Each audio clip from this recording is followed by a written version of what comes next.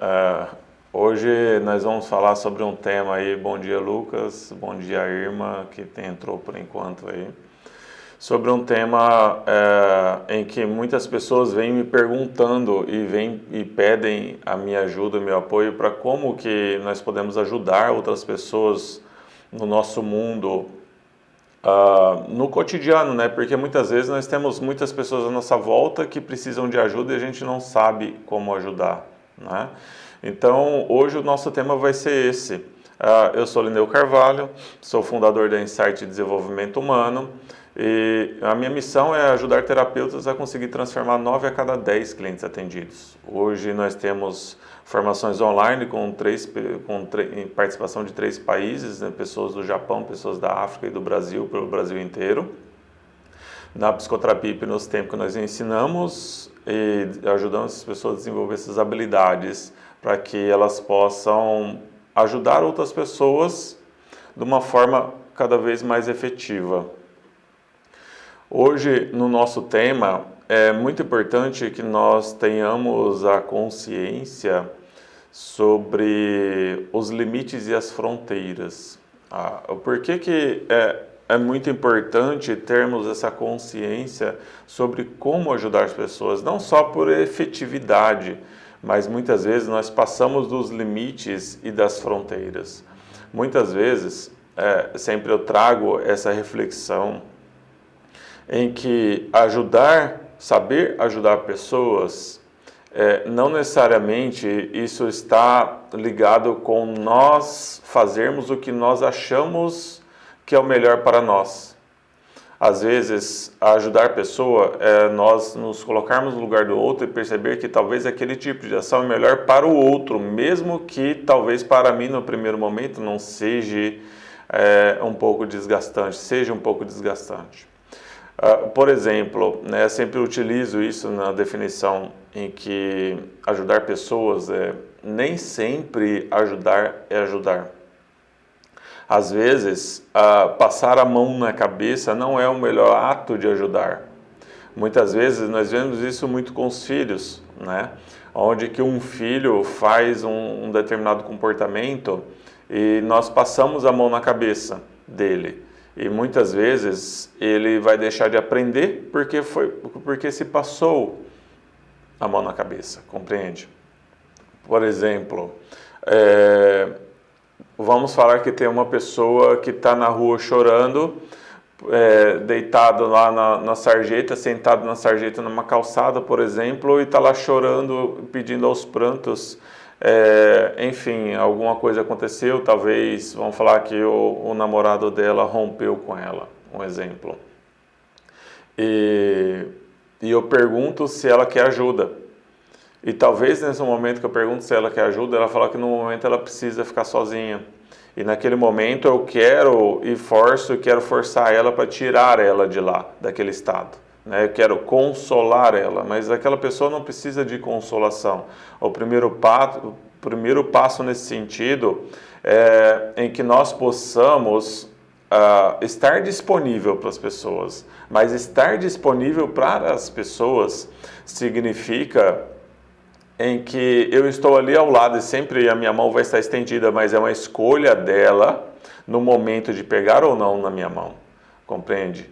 E isso é muito importante porque isso vem desde uma questão cultural nossa, principalmente, né, usando um pouco sobre a biologia cultural, principalmente sobre a nossa cultura do Brasil, onde que muitas vezes, né, tem aquela questão do mimimi, vamos falar assim, uma confusão de amor muito grande nos dias de hoje, aonde que muitas vezes a pessoa está lá chorando, eu olho ela e observo ela e não vou lá tirar ela de lá ou consolar ela. No nossa cultura já está construindo cada vez mais significados em que nós somos frios, né?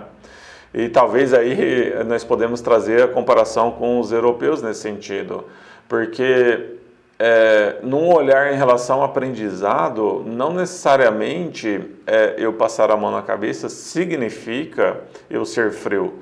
Talvez é o melhor respeito que eu tenho para aquela pessoa, porque se aquela pessoa não aprender a levantar sozinha, ela não vai num próximo tombo, ela não vai conseguir levantar sozinha, compreende? Inconscientemente ou não, o meu ato de ajudar muitas vezes está dizendo para aquela pessoa, num movimento inconsciente, em que eu sou melhor do que você. E que muitas vezes, espera aí, eu vou te tirar do buraco. E esse ato de tirar do buraco é a mensagem: você não tem capacidade de sair do buraco sozinha, eu tenho e eu vou te tirar, eu sou melhor do que você. Isso acaba levando a uma mensagem de desvalorização muitas vezes. Entendem? Então, dessa forma, é muito importante trazermos a consciência em que essa mensagem tem que ser muito bem analisada por nós mesmos. Em que muitas vezes eu tenho vamos falar assim, eu tenho um lado paterno muito grande, talvez a mulher tenha um lado materno muito grande, que é acolher todo mundo, que é ajudar todo mundo, e quer fazer pelos outros que os outros não estão fazendo por ele ou por ela. E isso nos leva para o colapso, por quê? Porque somente nós que podemos resolver os nossos próprios problemas. E geralmente as pessoas que são mães, que são pais, assim, né, querendo sempre fazer pelos outros, muitas vezes carregam muitos conflitos, carregam muita somatização no corpo, porque está querendo resolver o que os outros não resolvem, está querendo tirar o peso que os outros não querem carregar, está querendo transferir para si a responsabilidade que os outros não querem assumir. E isso acaba nos levando para um colapso. Entende? Então, nesse ponto, o grande segredo que eu quero trazer para vocês hoje é exatamente esse ponto. Olhar não só para o outro, mas olhar para mim também, no meu limiar. O quanto que a minha ação, o primeiro ponto de reflexão é o quanto que a minha ação de querer ajudar o outro, isso tem mais a ver com minha vontade de ajudar ou realmente eu tenho que refletir se isso é realmente para o outro, entende? Muitas vezes o ato de ajudar o outro está mais na minha vontade, eu estou mais conectado com a minha necessidade de ser mãe ou de ser pai, ou seja, é um movimento egóico de querer somente acolher os outros. E eu não estou preocupado se aquele outro está querendo ou não a minha ajuda, entende? Isso é muito importante trazermos essa reflexão. Porque muitas vezes, quando nós estamos conectados com as minhas necessidades, por exemplo, de querer ser pai ou de querer ser mãe, né? Eu vejo um menino chorando, eu vejo uma pessoa lá, que seja um adulto, que teve um rompimento de um relacionamento, ou uma quebra financeira, por exemplo, né? E esse ato é de querer acolher aquela pessoa naquele momento. Ao mesmo tempo, vamos falar assim, né? No relacionamento, a pessoa rompeu o relacionamento, eu passo a mão na cabeça, e sempre passar a mão na cabeça é o quê? Vem validar o estado dela. Não se preocupe, é o outro que tem um problema, é o outro que não sei o quê, é o outro que não sei o quê, você vai encontrar pessoas melhores. E esse movimento de passar a mão na cabeça, de querer, não é intenção de consolar a mãe, de querer consolar o filho, vamos falar assim, isso estimula a pessoa a não perceber qual é a sua coparticipação de ter conectado com uma pessoa com relacionamento assim. Não quer dizer que essa pessoa seja uma pessoa boa, mas inconscientemente o resultado dessa relação tem a ver com minha coparticipação, entende? Então eu preciso refletir o que fez eu atrair pessoas desse tipo. Eu preciso refletir o que tipo de comportamentos que eu ressonei e sustentei esse padrão de relacionamento por tanto tempo. Porque se eu não olhar para mim, eu não vou conseguir aprender. E muitas vezes o nosso ato de consolar acaba inibindo esse momento de reflexão com a pessoa. Entende? Então, às vezes é preciso a pessoa ficar no buraco. É preciso a pessoa... Olá, Amanda, seja bem-vinda. É preciso a pessoa... ficar nesse momento de luto, porque é no momento de luto em que ela vai poder refletir sobre suas próprias ações para poder fazer diferente. E muitas vezes esse ato de consolar acaba estimulando com que a pessoa repita esse padrão. Entende? Então é muito importante você, nesse momento, refletir. Minha vontade de ajudar aquela pessoa, minha ação de ajudar aquela pessoa, está mais com minhas necessidades de pai e de mãe, de querer acolher, de querer consolar, ou está em realmente de tentar suprir a necessidade daquele ser que está precisando naquele momento? Ok? Esse primeiro ponto é fundamental e talvez só isso já seria a grande dica de hoje, né? Termos essa grande consciência sobre: olá, Gabriel, tudo bom? Seja bem-vindo. Em que nem sempre o ato de ajudar está em eu querer atender a necessidade do outro, eu estou na empatia e na compaixão para com o outro. Entende? Muitas vezes, o meu ato de ajudar, eu estou mais no movimento egóico de querer atender as minhas necessidades de ser um pai, de ser uma mãe. Então é muito importante ter essa fronteira, esse limiar. Por qual motivo que eu estou querendo ajudar aquela pessoa? Entende? São as minhas necessidades que eu estou querendo atingir, porque se eu não for lá ajudar, eu vou ficar mal? Ou será que eu vou lá ajudar aquela pessoa, mesmo talvez eu não me sentindo bem, por exemplo, aquela pessoa não sendo tão boa assim para mim, mas eu vou lá apoiá-la para suprir as necessidades dela. Isso é muito importante e diferente, porque não só para com o outro, né? Porque quando nós estamos conectados conosco, no movimento egóico das nossas necessidades, vamos falar assim, de querer ser pai, de querer ser mãe, nós não respeitamos a fronteira e o limite para com o outro. Muitas vezes nós somos invasivos, muitas vezes nós apontamos o dedo e falamos que o outro tem que fazer e deixar de fazer. Muitas vezes nós não respeitamos o limite de espaço daquela pessoa, ela se sente sufocada, enfim, é porque nós estamos no nosso mundo e nós não estamos verdadeiramente conectados com o outro, compreende? Então isso é muito importante, trazermos essa primeira reflexão, porque sem isso não adianta falarmos sobre ajudar o outro. E muitas vezes, não só do limite à fronteira de ajudar o outro, mas o outro ponto relevante sobre isso é nós percebermos o quanto que as nossas atitudes de ser um grande pai, de querer ser um grande mãe para tudo e para todos, não respeitando esse limite, nós acabamos ficando sobrecarregados por querer carregar o peso do que os outros não querem carregar, por querer resolver o que os outros não querem resolver, por querer assumir a responsabilidade do que os outros não querem assumir. E nós não podemos fazer pelos outros, nunca podemos fazer pelos outros. E isso nós acabamos entrando em colapso também, entende? Então, vamos falar assim, essa neura frenética de querer sempre estar ajudando os outros, de alguma forma, olhar para os outros, sendo um grande pai, uma grande mãe, sempre só olhando para os outros, que eu preciso ajudar os outros, fazer pelos outros, muitas vezes nós não estamos olhando para nós. Por eu não saber lidar com o meu bem-estar, eu preciso olhar para o outro, para o problema dos outros e ajudar a resolver o problema dos outros por não saber lidar com o meu próprio bem-estar. Entende? Então é muito importante nós estarmos no nosso equilíbrio. É muito importante nós estarmos de bem com nós mesmos. A partir desse momento que conseguimos estarmos de bem com nós mesmos, nós teremos mais consciência para saber separar o ato de ajudar, entende o que realmente é um apoio eficiente para aquela pessoa, ou o que eu estou fazendo no movimento para atender as minhas necessidades internas, que não tem nada a ver para com o outro. Mas para termos essa reflexão, estarmos como observador de nós mesmos antes dessa ação, para essa reflexão é muito importante que nós estejamos no nosso equilíbrio, estejamos na nossa quietude, nós saibamos olhar para nossas necessidades, né? Então, muitas vezes, o ato da gente transpor a fronteira, os limites de ajudar e talvez suprimir o outro, não deixar com que o outro aprenda, está correlacionado o quanto que nós não sabemos olhar para as nossas necessidades. Por exemplo, eu vi aquela pessoa lá na sarjeta, lá chorando, e aquilo me conectou com lembranças do passado, e aonde que ninguém um dia me ajudou.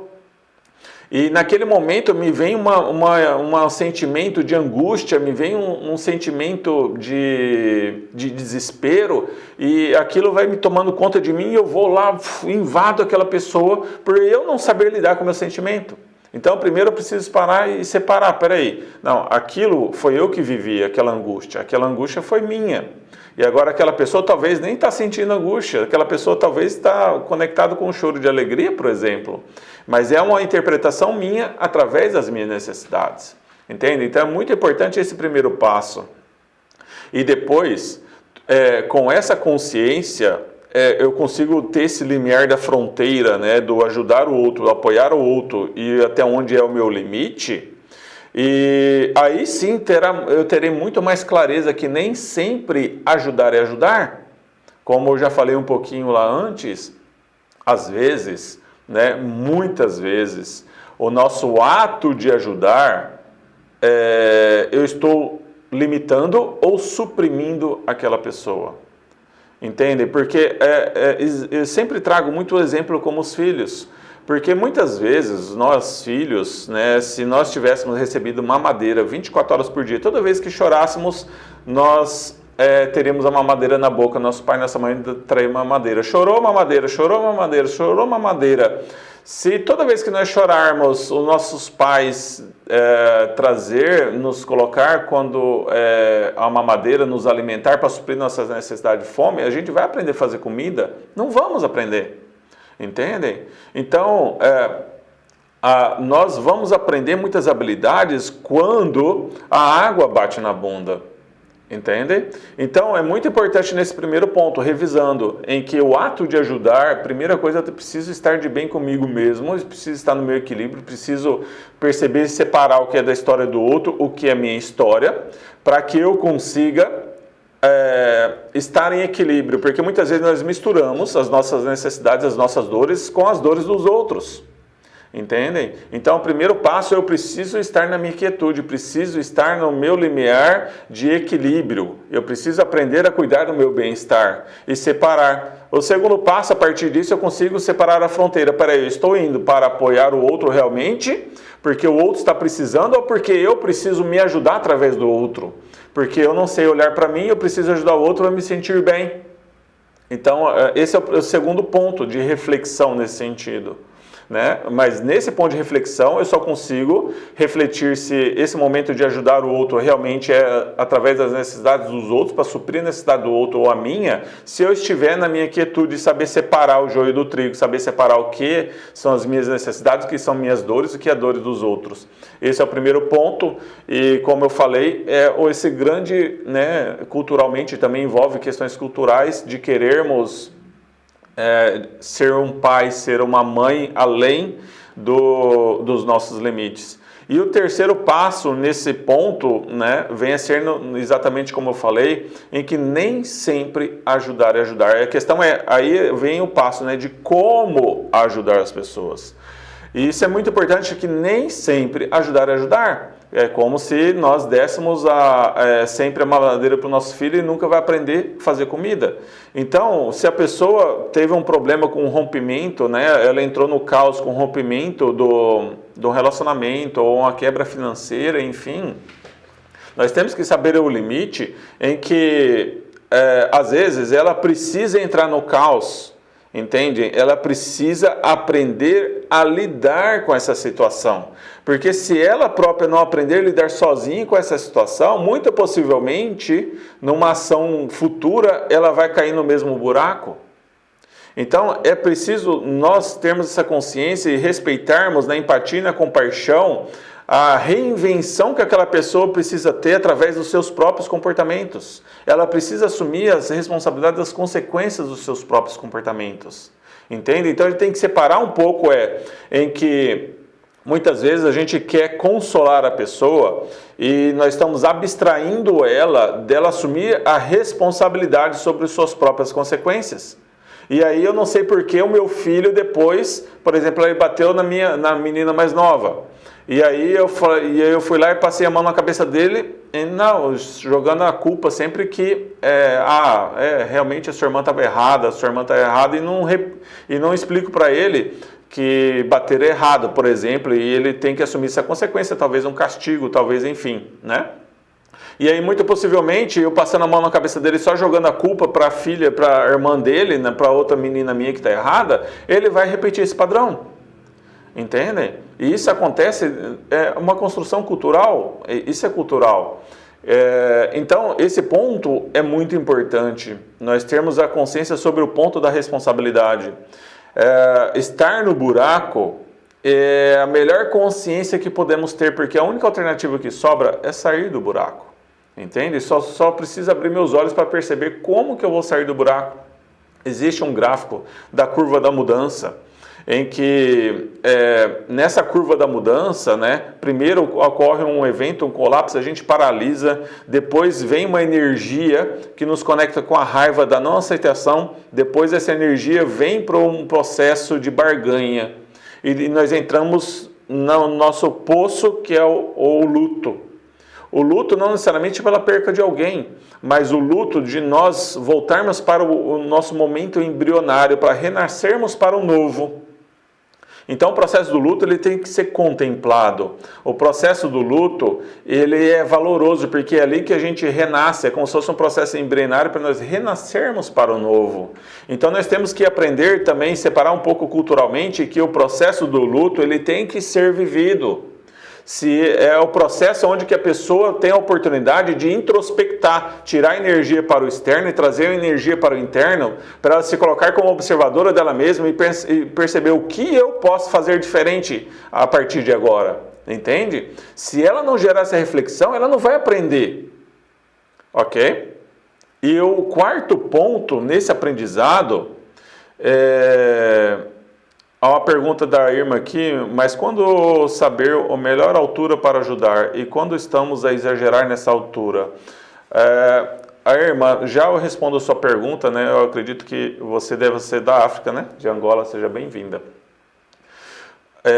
O quarto ponto, depois eu volto no da Irma ali, revisando todos os pontos, certo? O quarto ponto vem a ser em que o meu melhor apoio é como eu posso ajudar aquela pessoa num sentido, né, de eficácia, ou seja, onde que as minhas palavras, as minhas ações ajude aquela pessoa a transformar, a digerir aquilo em novos comportamentos. É isso que vai fazer a diferença na vida da pessoa, entende? É isso que vai fazer a diferença, eu estar de bem comigo mesmo, aonde que eu consigo ter empatia e compaixão, que eu estou ali no ato de servir o outro ser. Então eu não estou preocupado com as minhas necessidades, entendem? Eu não estou preocupado com as minhas necessidades. Nesse momento eu estou para servir o outro ser. E servir o outro ser é eu abdicar do meu bem-estar em prol do outro. O meu foco da atenção está no bem-estar do outro. E por que eu falo isso? É muito importante termos essa consciência. Porque quando eu aponto o dedo, fulano, você tem que fazer isso, fulano, você tem que fazer aquilo, fulano, você tem que sorrir mais, fulano, você tem que controlar a sua ansiedade, fulano, você tem que fazer aquilo. E muitas vezes isso já parte de uma energia densa de nós. Numa energia de raiva, de ira, de não conformismo. Como é que pode? Internamente está aquela voz interna. Como é que pode?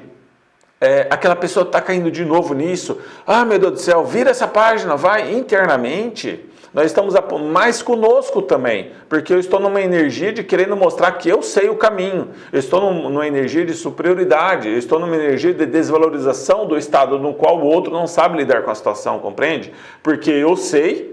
Eu estou inconformado pelo fato do outro não saber.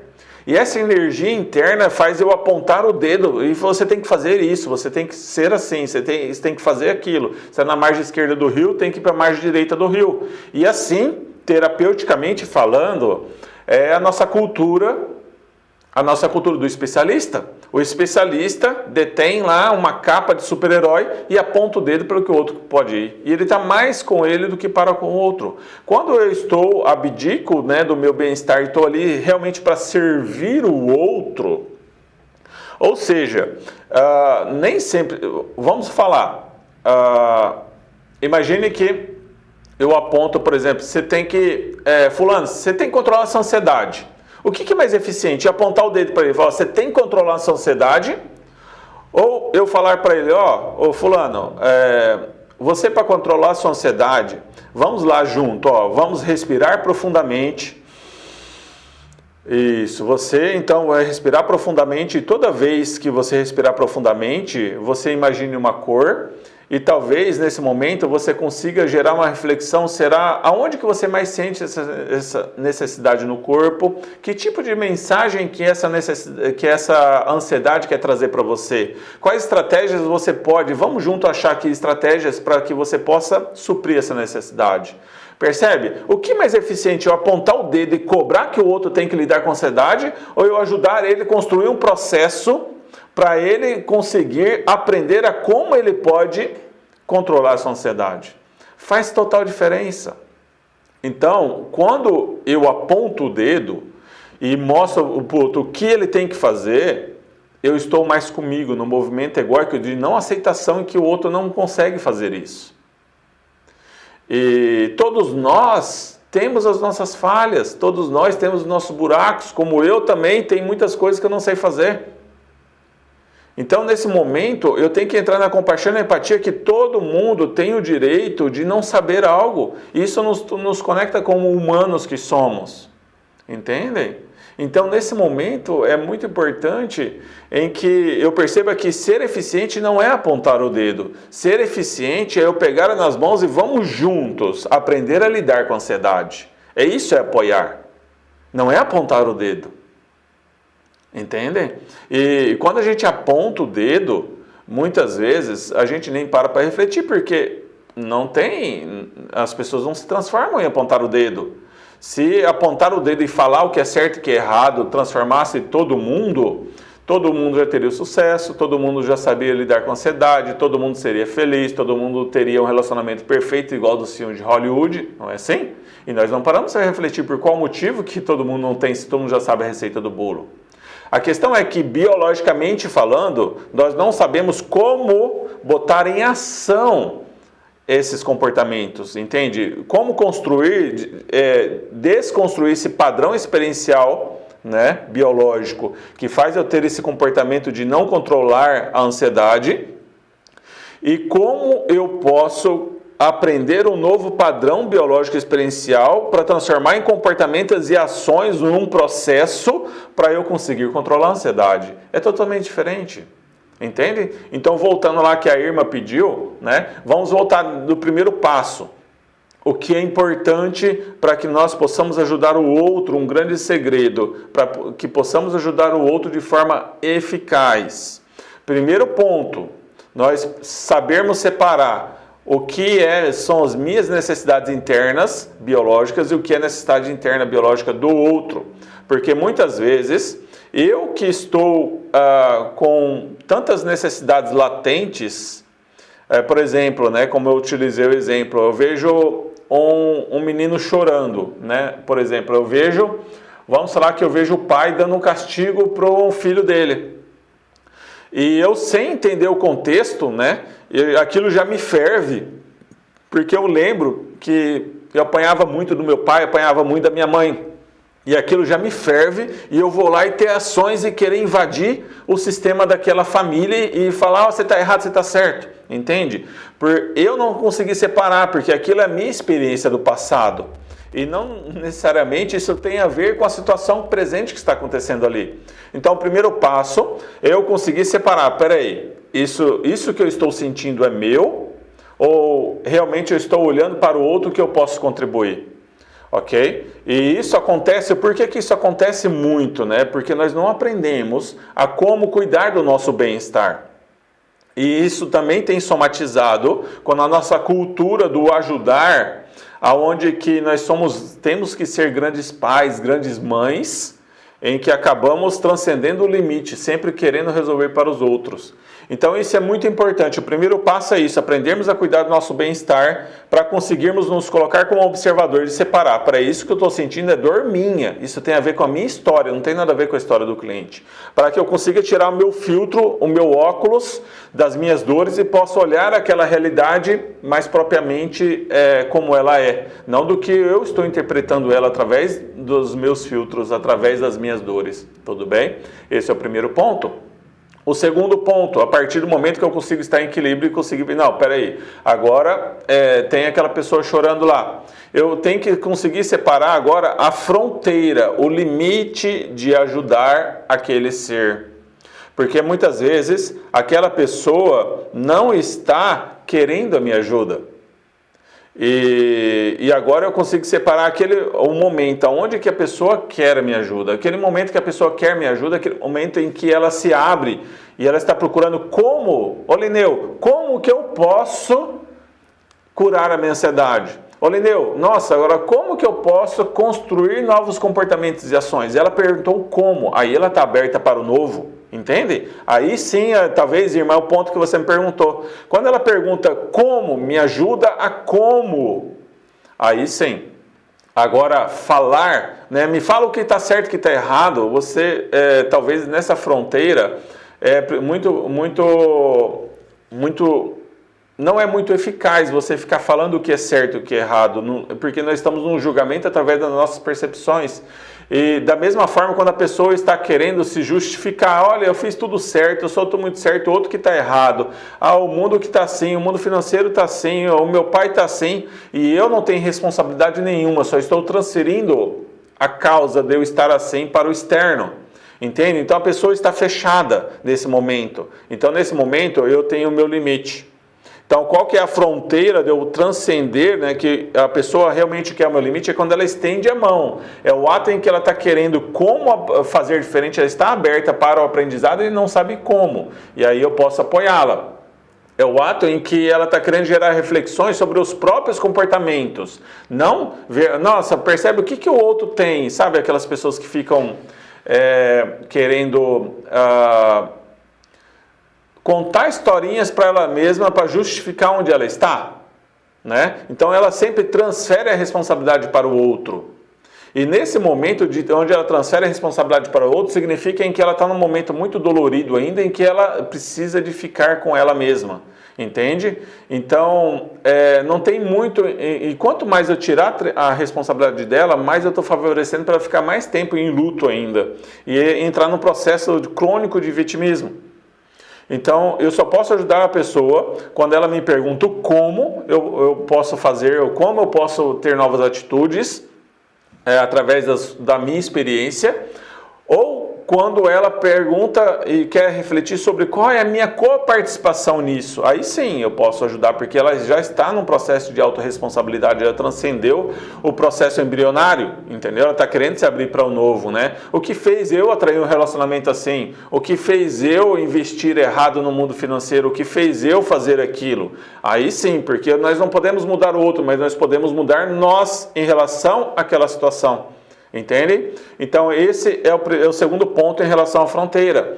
O terceiro ponto vem a ser como, né, a pessoa me pediu ajuda. E eu saber em que naquele momento eu preciso estar de bem comigo mesmo para o meu foco da atenção estar realmente na empatia e na compaixão de servir aquele ser.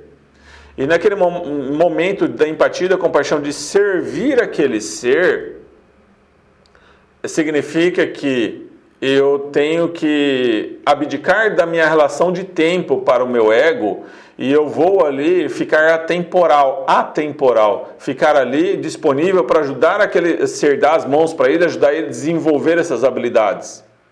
E muitas vezes a gente aponta o dedo para um movimento egóico em que eu quero mostrar para o outro, em que eu sei fazer e você não sabe, isso é uma desvalorização, isso não ajuda o outro. E ajudar e realmente dedicar o meu tempo a apoiar o outro no processo de mudança.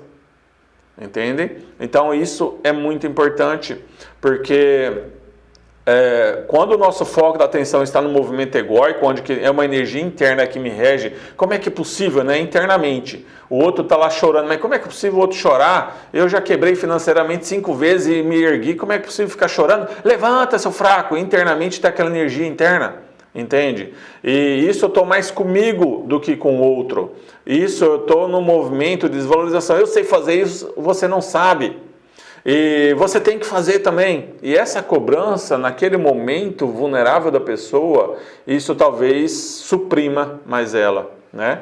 Então, nesse momento, financeiramente eu já quebrei 5 vezes e me levantei. Peraí, vem cá, fulano, eu vou dedicar meu tempo para você. Vem cá, vamos sentar aqui. Olha, a questão financeira é assim, olha, investimento é assim. Eu dedicar a apoiá-lo, a ensiná-lo, para ele conseguir botar em prática, não cobrar ele, entende? Esse é o ponto muito importante em relação nesse ato de ajudar, a como nós podemos ajudar.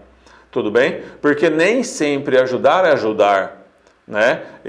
Nessa relação, como estamos falando, às vezes o ato de passar a mão na cabeça da pessoa está no ato de querer consolar a pessoa, está deixando de que ela possa aprender a lidar com a situação por si só, né?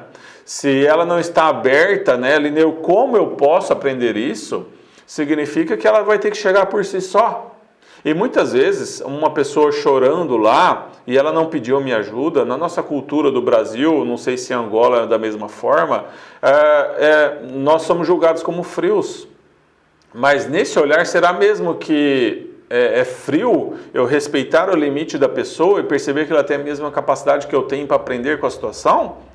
Ou será que realmente eu vejo aquele ser humano com o valor que ele tem a capacidade de aprender a lidar, e se ele precisar da minha ajuda eu estou aqui para apoiá-lo, né? E aí eu gero muita a reflexão dos europeus, convive muito com os europeus, em que eles, né, culturalmente nós enxergamos eles como seres frios. Mas será mesmo que eles são tão frios assim? Ou será que eles são maduros o suficiente para conseguir separar as coisas, o que é responsabilidade do outro, o que é minha? Em que todo mundo tem que assumir as consequências, tem que se responsabilizar pelas consequências das suas ações. E não tem choro nem vela, vai assumir pronto. Então, nesses momentos, eu me venho a gerar essas reflexões. Será mesmo que eles são tão frios assim, como nós generalizamos? Ou em alguns contextos, eles são muito mais maduros emocionalmente do que nós que misturamos tudo, né? Eu sempre utilizo isso, em que a nossa cultura está bagunçando muito, vamos falar assim, emocionalmente está se misturando cada vez mais, por exemplo, né? Antigamente, nas criações aí dos meus pais, antigamente aí nas criações, né, dos meus avós, o que se acontecia muito, né? Tinha muitos erros nas nossas criações? Tinham, mas tinham 2 princípios, 2 valores muito importantes que para mim são fundamentais, que estão se perdendo hoje. Um é a responsabilidade, na verdade. Antigamente, muitas por questões financeiras, os filhos desde cedo tinham que trabalhar, tinham que arrumar a cama, tinham que ajudar a fazer comida, tinham que arrumar a casa, tinham que sair para a roça para trabalhar desde cedo, para ajudar no lado financeiro da família. Então, desde cedo, os filhos aprenderam a se responsabilizar pelas suas consequências. E o segundo ponto é o respeito, né? Antigamente, filho, você não precisa me amar, mas tem que me respeitar, na verdade.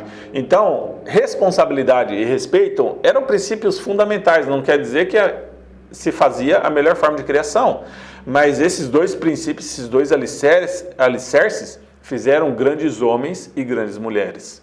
Muitos traumas, tudo bem, mas fizeram grandes homens e grandes mulheres com esses 2 princípios, na verdade. E hoje em dia, o que significa amor sem respeito? Entende? Hoje nós pais estamos implorando o amor dos nossos filhos.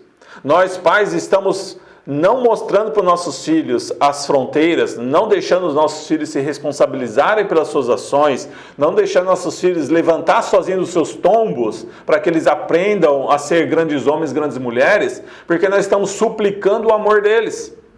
E nós estamos invertendo, em vez de nós sermos pais, passarmos orientações, passarmos, né, as fronteiras, os limites, como ele deve caminhar e se movimentar pelo mundo, nós que estamos nos colocando como inferiores e eles que estão ditando como nós temos que ser. Entendem? Então isso é muito importante, muito relevante. Nós termos essa consciência em que nem sempre ajudar é ajudar. Tem esse princípio com você. Nem sempre ajudar é ajudar. E reflita, quando você for ajudar o outro, com todos esses passos que eu passei para você, qual que é a sua intenção por trás daquele apoio da pessoa? Está mais com você ou mais para com o outro?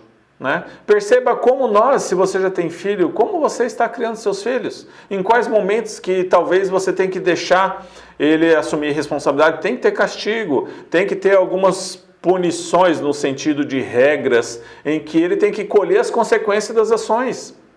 Porque se ele faz uma arte e você vai lá e passa a mão na cabeça e acha bonitinho, daqui a pouco ele vai repetir de novo. E aí cresce vai crescendo adolescente, a gente joga a culpa nele, em que ele é o problemático, em que ele não sabe fazer isso. E eu já fiz tudo por você, mas exatamente o problema é esse, que nós fizemos tudo por eles e não deixamos eles fazerem nada, percebem? Aí começa, né? Hoje, eu sinto muito, né, pelas nossas crianças de hoje, porque tem muitos rótulos, eles recebem desde cedo muitos rótulos. E os rótulos, muitas vezes, é uma transferência de responsabilidade. Os pais tiram das costas e colocam nos rótulos, por exemplo, né? Muitas vezes, e a gente pode usar a analogia, que um fruto não cai longe do pé, na verdade. Então o filho, ele é fruto de um contexto. E o reflexo dele, da criação, a relação familiar faz ele colapsar alguns comportamentos. Mas é um resultado da criação familiar. Né? E hoje a gente recebe muitos rótulos nas crianças. Você tem hiperatividade, você tem TDAH. Né? Então rotula as crianças com uma determinada insuficiência, um determinado problema. E ainda fala que isso é genético. Ou seja, nossa, isso para os pais é maravilha, porque eu não tenho culpa nenhuma, eu não tenho responsabilidade nenhuma dos meus filhos estarem tendo esse tipo de comportamento. Em vez de refletir, peraí, meu filho está tendo hiperatividade, meu filho está tendo TDAH, meu filho está tendo mau comportamento na escola, peraí, vamos refletir aqui. Como é que está a nossa relação familiar? O que está fazendo, qual é o conflito na nossa relação familiar que está fazendo o meu filho ter esse tipo de resultado na escola, colapsar esse tipo de comportamento? Entende? Nós não fazemos isso, porque nós estamos num movimento de transferir responsabilidades. É muito fácil transferir, não, meu filho tem esse problema e ele só simplesmente vai tomar remédio pela vida inteira. Já pensou? Coitado dos nossos filhos. Cadê a nossa responsabilidade na criação? E ainda mais se isso é genético, olha só, nossa, que maravilha ser pai nesse novo mundo, na verdade. Tomara a Deus então que vamos fazer seleção genética para os filhos perfeitos. E vamos só... em laboratório, em FIV, fecundar os filhos perfeitos. Na verdade, isso não existe. E nós não percebemos, já fizemos outras lives lá atrás, se você não assistiu, em que a nossa mente influencia o nosso DNA. Então, a criação do meio influencia como o filho percebe o mundo, e isso influencia o DNA dele e faz o filho ter certos comportamentos. Através do meio, o meio nos molda, como nós moldamos o meio. Isso vem da cibernética terceira e quarta ordem. Já falamos um pouco e nas nossas formações nós aprofundamos sobre percepção sistêmica. E tem uma analogia muito importante que para mim é muito filosófica e profunda para nós encerrarmos, em que quando nós caminhamos pela praia, né, vamos falar que nós caminhamos meia hora pela praia. Quando nós terminamos de caminhar pela praia, nós somos a mesma pessoa, né, após caminhar pela praia? Não somos a mesma pessoa, né? Ou porque, por exemplo, imagine que o sol está quente e nós ficamos bronzeados, ou nós estamos com o corpo quente, ficamos ensolarados, com insolação, ou meu pé queimou pela areia, ou eu saí molhado porque eu entrei no mar, enfim, não saímos a mesma pessoa, entendem? Porque a praia nos molda. Ao mesmo tempo, a praia também não é a mesma. Porque, no mínimo, ficou a marca do meu pé na areia.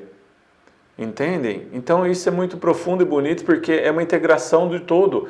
Nós moldamos o meio e o meio também nos molda. Ok? Então, se você... A doutora Evelyn chegando aí, seja bem-vinda. Nós já vamos num processo de encerramento, mas é muito importante sobre o ato de ajudar, não só as pessoas à nossa volta, essa live sobre também a criação dos nossos filhos, né? Foi muito importante essa live para esse tipo de contexto, né? Porque isso envolve ajudar a nossa criação dos filhos, né? Isso que me fez buscar esse conhecimento, sabe? Do autoconhecimento, porque nós temos uma chance só de criar nossos filhos. Lá na frente, quando estiverem na adolescência para cima, percebermos que erramos, paciência, não tem mais o que fazermos, isso depende deles lá. Então, quanto mais cedo eu fui buscar esse esse conhecimento foi muito pelo foco dos meus filhos, né? Espero que essa live possa contribuir para você como ser humano um pouco, como a sua relação com as suas pessoas, com seus filhos, seus familiares. Lembrando sempre que nem tudo o que eu falo é uma verdade, é apenas o meu ponto de vista, a minha experiência. Então, se alguma coisa não servir para você, tudo bem, deixa entrar no ouvido e sair pelo outro, não tem problema nenhum. Apenas leve aquilo que servir para você, tá bom? Essa live ficará gravada, né, aí no Instagram, você vai achar no IGTV, e no meu YouTube também, no Insight Desenvolvimento Humano. Aproveita lá e curte o YouTube, né? Segue lá, porque não só todas as lives, tem muito conteúdo, tem muitas aulas profundas lá sobre a biologia do comportamento. Também convido vocês, na bio do meu Instagram aí, tem um link para você entrar no grupo do Telegram. O grupo do Telegram não é para todo mundo, é para aquelas pessoas que realmente querem compreender o comportamento humano de um olhar mais profundo, de um olhar sobre a biologia do comportamento, independente do foco, se você quer ser terapeuta ou não. É muito importante, tá bom? Então entre lá no grupo do Telegram, porque eu faço reflexões além do que eu falo aqui nas lives e diariamente temos muitos conteúdos e reflexões muito profundas lá, tá bom? Muita gratidão a todos que participaram aí, Gabriel, a Irma, né, todos que entraram desde o começo, a doutora Evelyn que chegou aí.